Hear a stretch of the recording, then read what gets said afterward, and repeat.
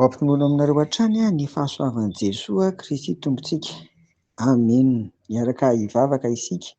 Misaotra anao mandrakariva izay Tompo fa endriky ny fitiavanao, endriky ny famindraponao ary endriky ny fahasoavanao aminao Jesoa Kristy izao fahavelomana izao. Misaotra indrindra ary mihitsy izay fa efa nanao zava-mahagaga teo amin'ny fiainanay ianao ary mbola maneho izany koa ankehitriny ary mbola haneho izany mandra-piavinao Tompo. Misaotra indrindra amin'ny anaran'i Jesoa. Amen.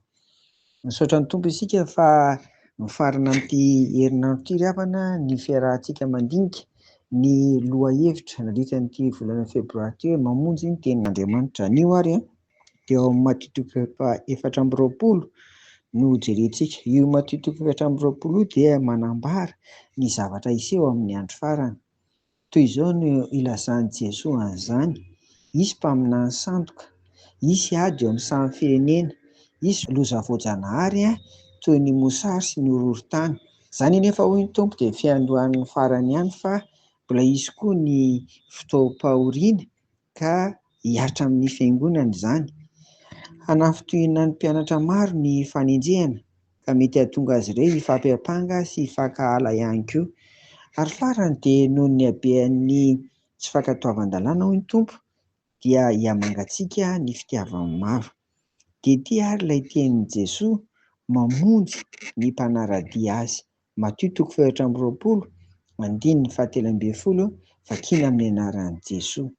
Fa izay maharitra hatramin'ny farany no vonjena.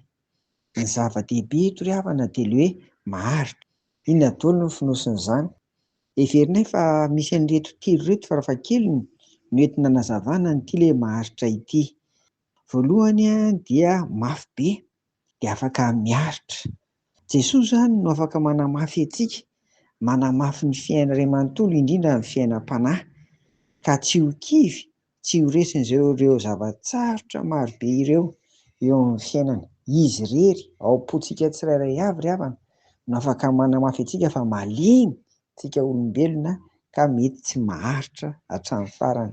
Ilay maharitra faharoa koa dia mijoro tsara, mijoro amin'ny tenin'Andriamanitra izany. Io no fototra, tsisy amboniny io izany.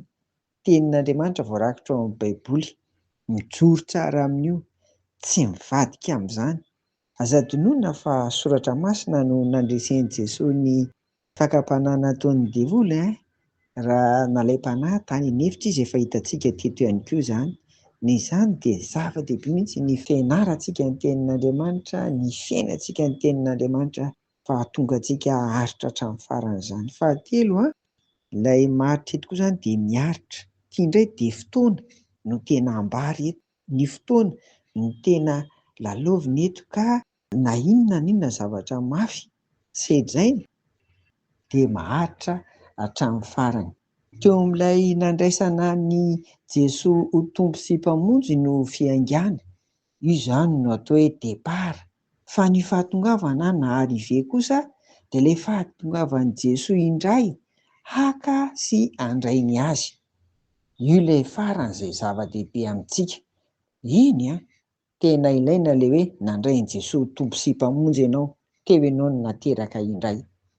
Fa ny tena zava-dehibe antsika dia namakivaky an'iny fotoana iny ka dia tratra ny tompony ambina, ary indrindra izany dia mitoetra ho amin'ny mandrakariva.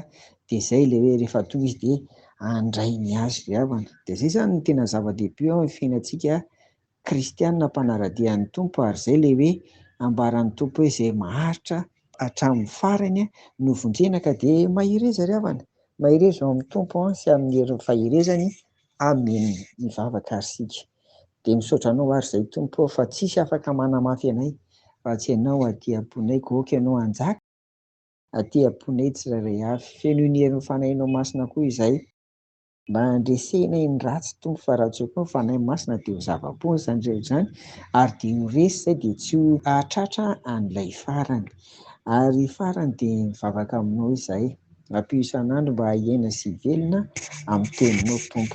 Dia mametraka hatrany izay an'ity herinandro ity am-pelantananao mba azahoanay tena miara-mamehy ny amin'ny mazava-dehibe ny teninao, lohahevitra ny saintsaina tamin'ity volana ity hoe mamonjy ny tenin'Andriamanitra. Dia amin'ny anaranao Jesoa no nanaovanay an'izany mivavaka izany.